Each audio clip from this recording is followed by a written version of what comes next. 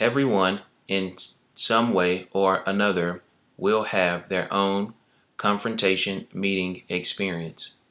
And when this happens, you're going to want to be knowledgeable and have the tools to handle the situation. In this PowerPoint, I'm going to teach you how to do so. My name is Stephen Brown, and thank you for your undivided attention as we explore confrontation meetings.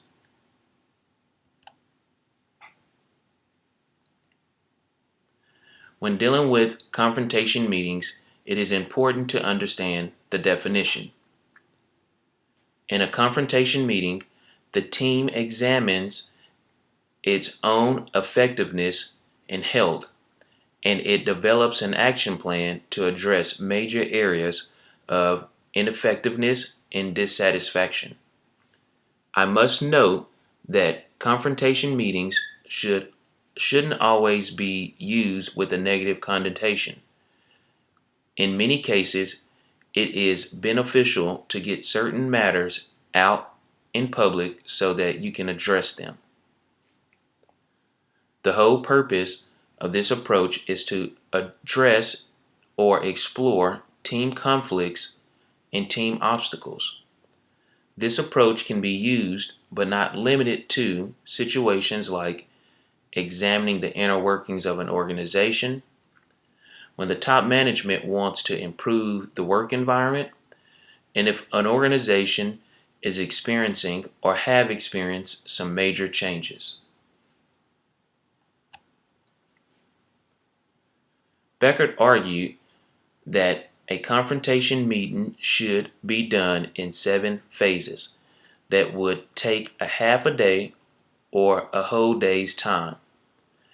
Again, the overall goal is to address or expose any conflict or obstacles in the team. The bottom line is to get the team to a place where the development of an action plan can be implemented.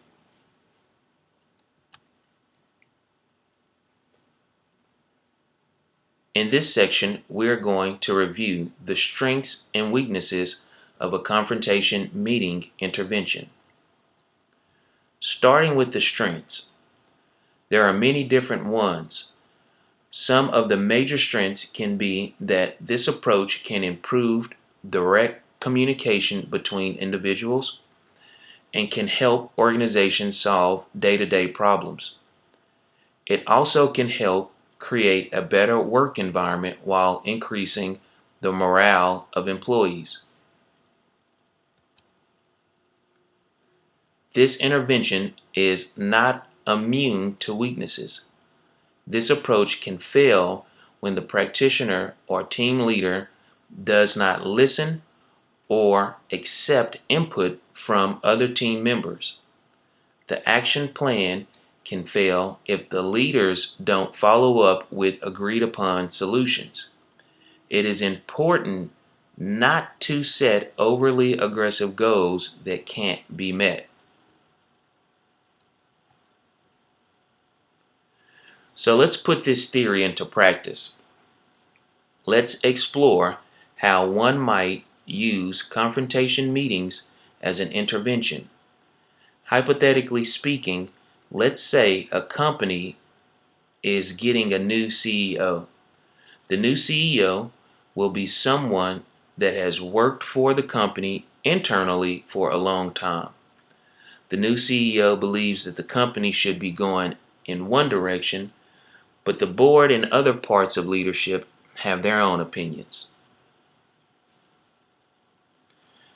In this scenario, using Beckert's 7-phase strategy, it would be a good idea for the CEO to seek a practitioner that could facilitate a confrontation meeting. The first phase of this meeting would be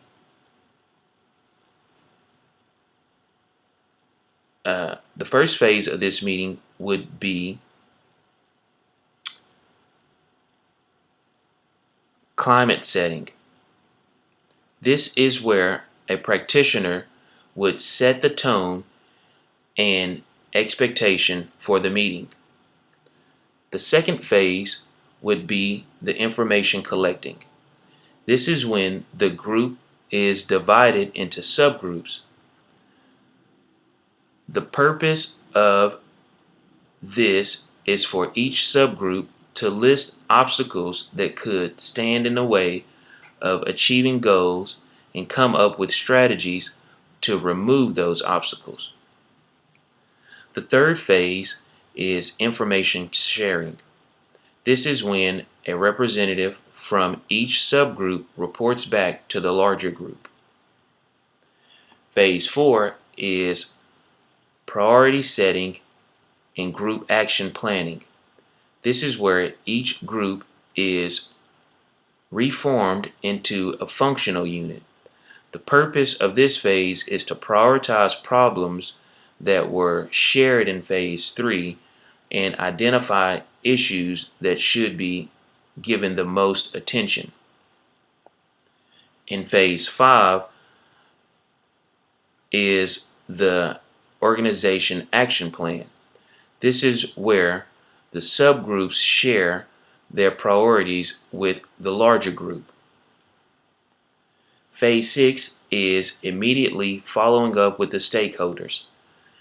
In this phase, we will talk about how meeting with the stakeholders, how that meeting with the stakeholders will look, and discuss what is important to have support on the priorities. In phase 7 is the progress review. This is where you would talk about what a follow-up meeting would look like. All members that attended the first meeting will report their progress. This meeting should take place 4 to 6 weeks after the original confrontation meeting. I would like to reiterate that confrontation isn't always a bad thing. A lot of times it is a necessary change agent. With the right knowledge and tools, confrontation meeting can be a great intervention for managing change. I want to thank you for your time because my time is up. Below is a list of resources.